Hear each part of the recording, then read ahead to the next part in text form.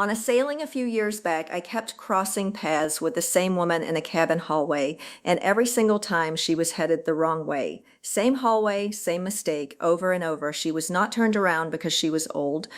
She was turned around because nobody ever told her that the ship was pointing the way the whole time, right under her feet, and she had walked over the answer 100 times without ever seeing it.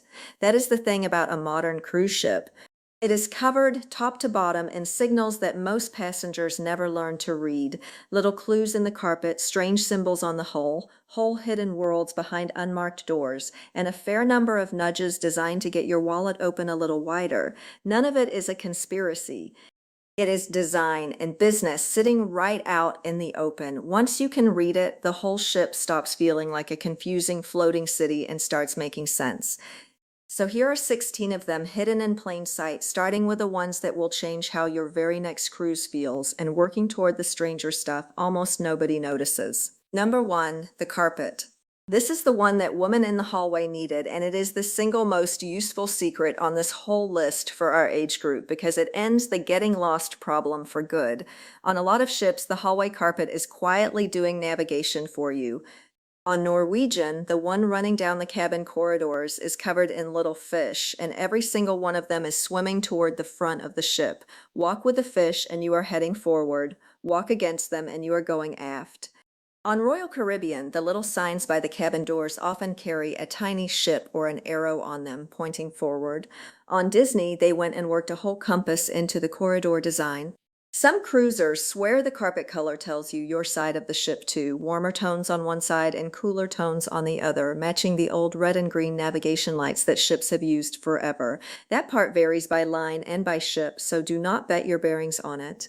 But the arrows and the fish are real, and once you have seen them, you cannot unsee them. I have sailed with people who took 30-plus cruises before anyone pointed this out, and they were a little annoyed nobody had.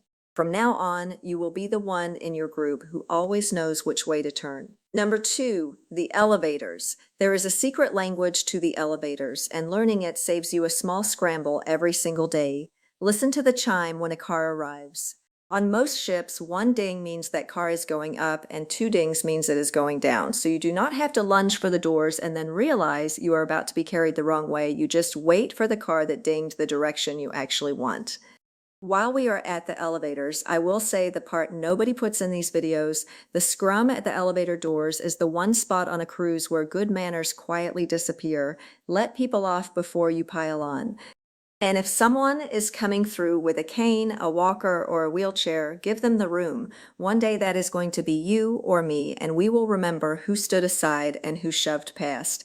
That one is not really a ship secret. That is just how you keep your dignity and everyone else's at sea. Number 3, the hull symbols. Next time you are back on the dock in port, turn around and really look at the side of the ship below the waterline near the front.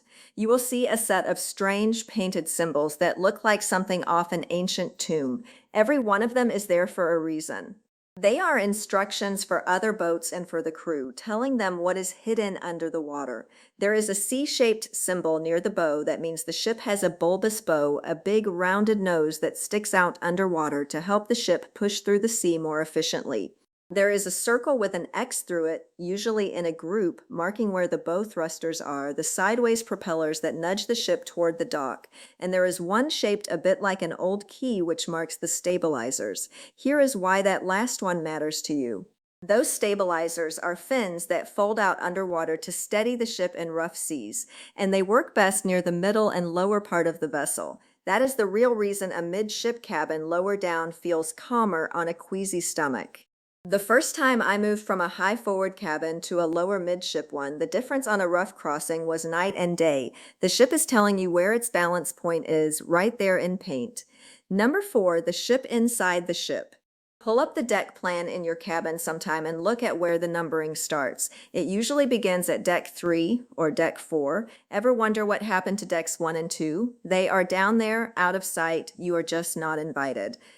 Below the waterline and behind every door marked crew only is an entire second ship that most passengers never glimpse.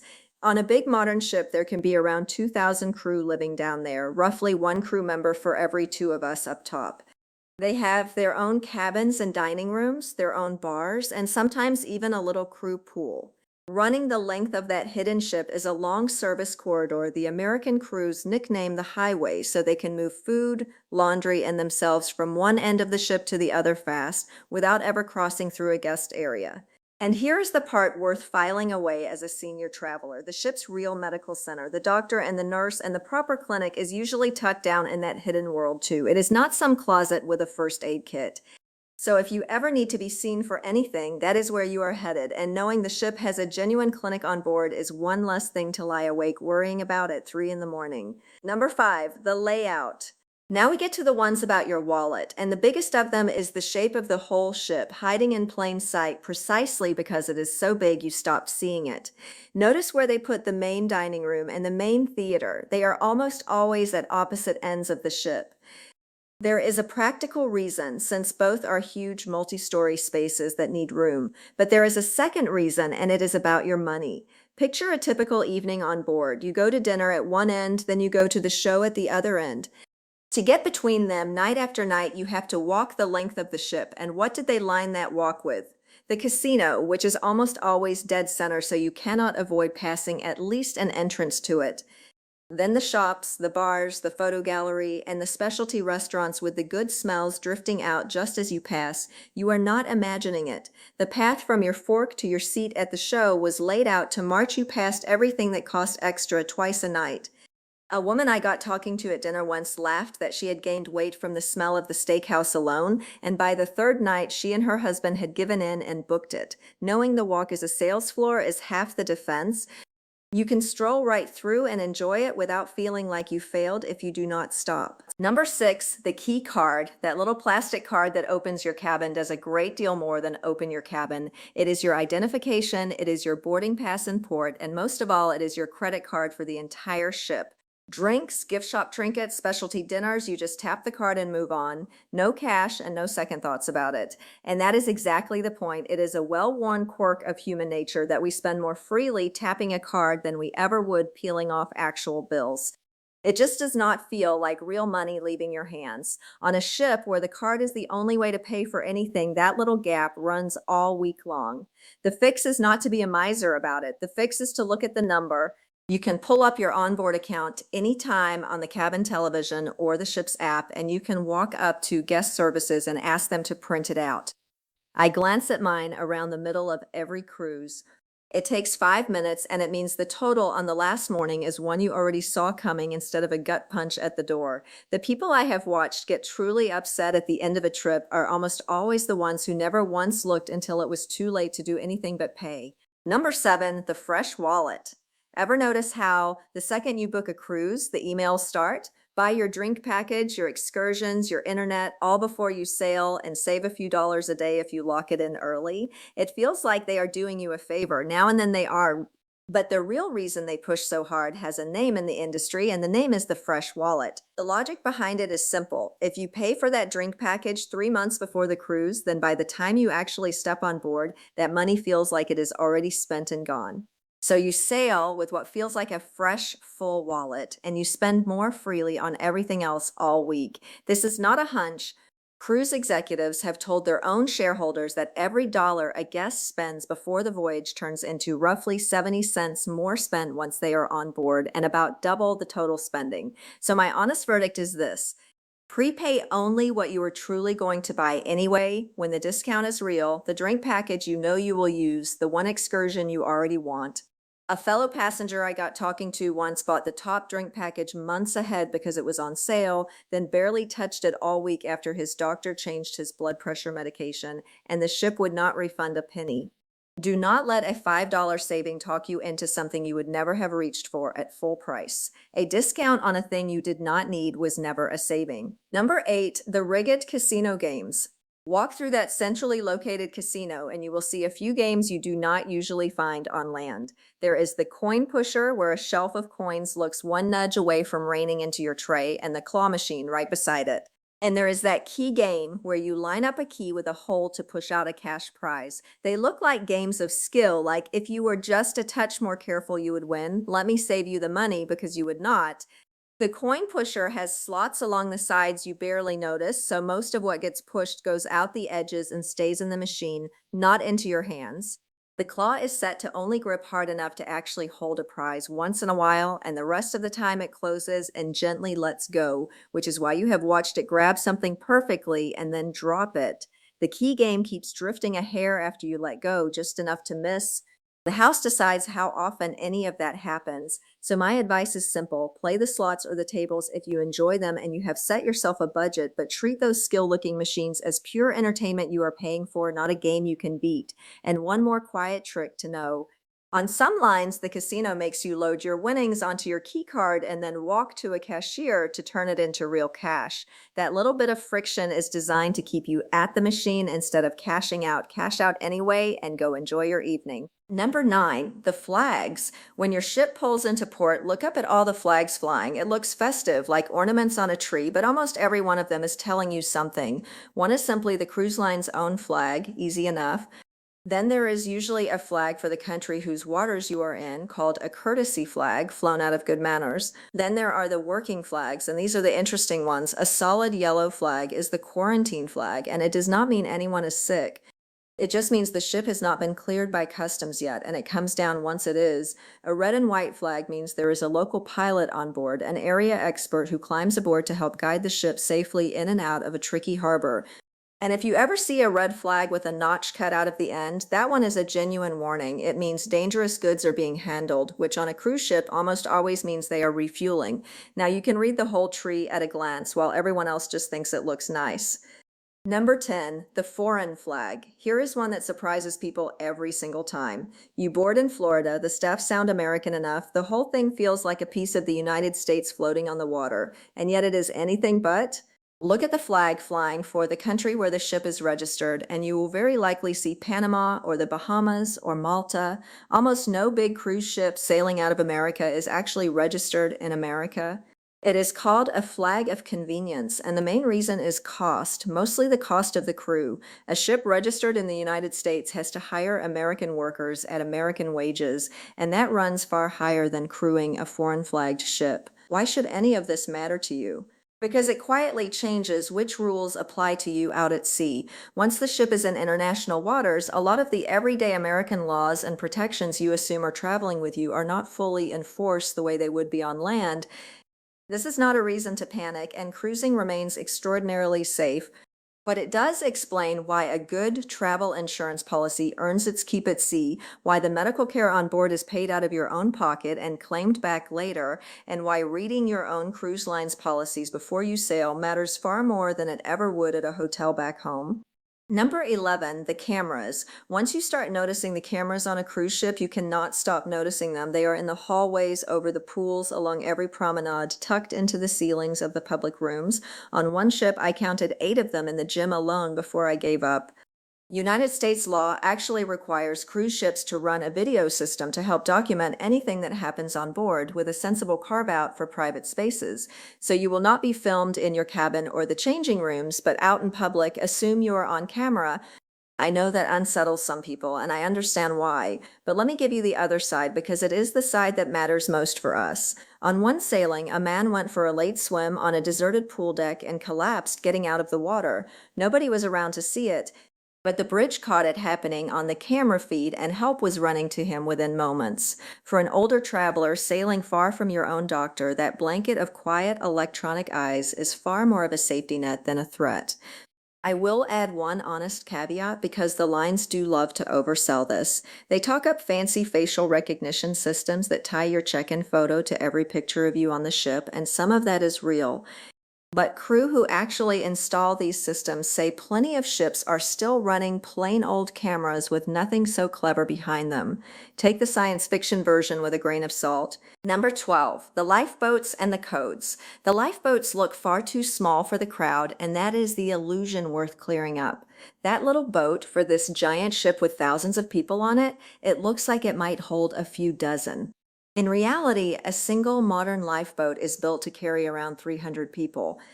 It would be a snug, undignified crowd in a real emergency, but the capacity is genuinely there, several times what your eye tells you, and modern ships are required to have enough seats for everyone aboard with room to spare. The crew has a whole hidden vocabulary too, spoken over the public address system, so passengers do not panic. It varies a little by line, but on many ships, Alpha means a medical emergency, Bravo means fire, and Oscar is the one they dread most, which means someone has gone overboard.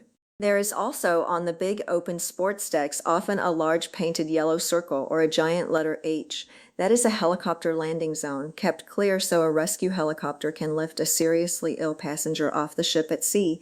You have probably walked right across it with a drink in your hand. It is one more piece of the safety machine hiding under your deck shoes, ready in case the day ever comes when you need it. Number 13, the morgue. This is a sober one, so I will just say it plainly. A large cruise ship carries a small morgue, usually with space for a handful of bodies, along with a supply of body bags. It genuinely has no choice. When you put 6,000 or 7,000 people on a ship for a week or two, and a good share of them are older travelers on a bucket list trip, the hard arithmetic is that occasionally someone passes away before the ship reaches a port where the proper paperwork can be done. The crew even has a gentle code for it, often Operation Rising Star, announced softly so the rest of the ship never knows. I am not raising this to unsettle you. I am raising it because the fear of the unknown is nearly always worse than the fact the ship is genuinely prepared for it. There is a doctor, a nurse, a real medical center, and a dignified plan for the worst case, all handled discreetly so a grieving family is treated with care and privacy. Knowing the ship has thought it through is oddly steadying. It means that whatever happens out there, you are not as far from help as the open water makes it feel. Number 14, the ship never rests. On the morning your cruise begins, you probably picture the ship resting overnight, calmly getting ready for you. Nothing of the sort happens.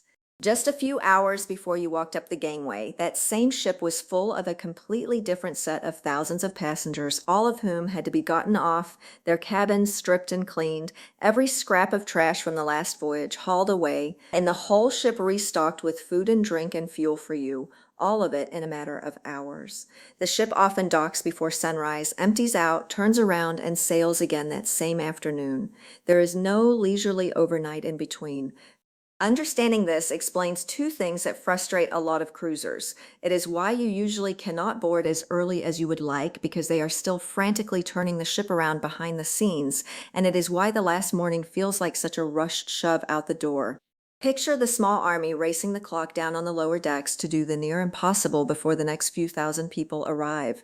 A little patience on both ends of your trip goes a long way once you know what is really going on. Number 15, the rat guards. Here is one you have walked right past every single time you have ever boarded a ship, almost certainly without a second glance. Look at the thick ropes, the mooring lines that tie the ship to the pier when it is in port. Somewhere along each one you will spot a big flat metal or plastic disc, like an oversized dinner plate, threaded around the rope. Most people assume it is some sort of marker or never register it at all. What you are looking at is a rat guard. The job is exactly what the name suggests. A ship loaded with food and thousands of people is a rat's idea of paradise, and rats are natural climbers. Left to their own devices, they will scurry straight up a mooring line and let themselves aboard. That flat disc is a low-tech wall they cannot get around, and it has been doing that same humble job on ships for centuries. Now, I will be honest with you, plenty of experienced cruisers will tell you the things get fitted wrong about as often as not, and the occasional stowaway still finds a way on.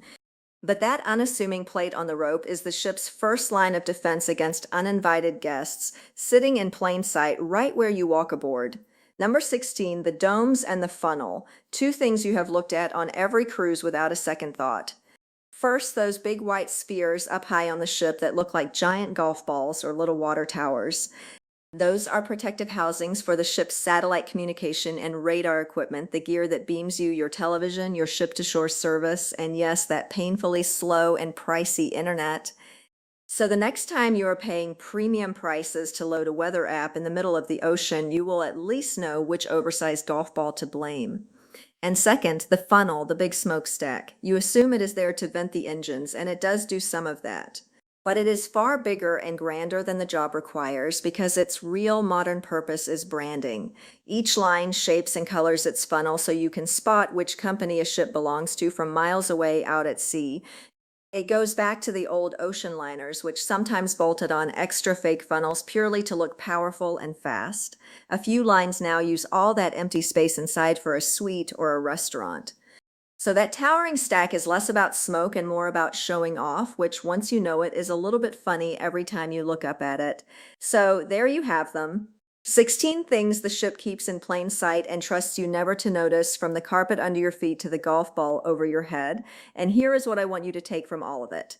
None of this was ever meant to keep you in the dark. It simply was never explained to you. Now it has been laid out. You can read the carpet and never feel lost again. You can read the layout and keep your wallet shut on the nights you mean to. And every one of those cameras, lifeboats, and quiet crew codes is there so that you are watched over far better than the open ocean makes it feel.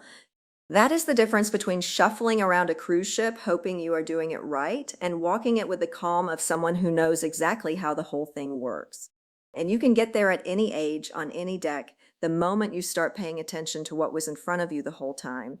If you have cruised before, tell me in the comments which of these you already knew and which one you cannot believe you have been walking straight past all these years.